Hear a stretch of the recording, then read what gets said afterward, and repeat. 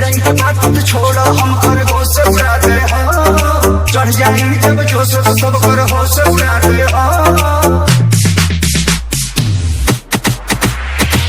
हिरन के बात तो छोड़ो हम कर होश उड़ा दे हो, चढ़ जाई जब जोश तो सब कर होश उड़ा दे हो। पंगा न ली हो कबो जान के, नेता न प्रधान के नहीं बड़का खानदान के।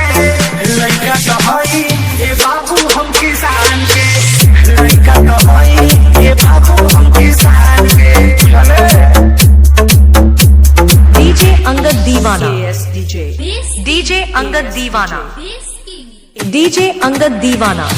बिगहा के बिगहा हमार खेती बाड़ी हो, गाँव भर में पैसा तो बाटल उधारी हो।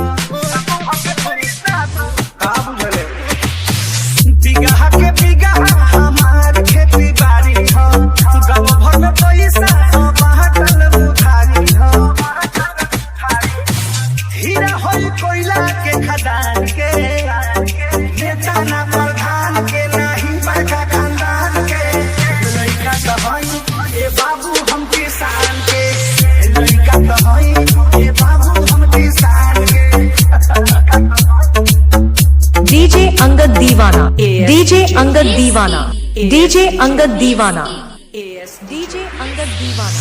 रवि प्रमोद जमल बाड़े ढेर दिन के, जोड़ी के तोड़ी बोला बिना कौनो सीन के।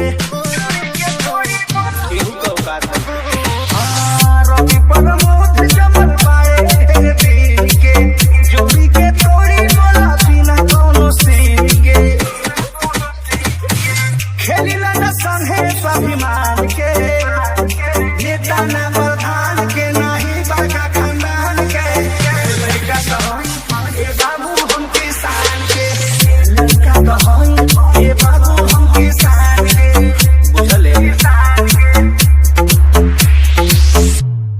8 9 3 2 0 3 1 4 9 1।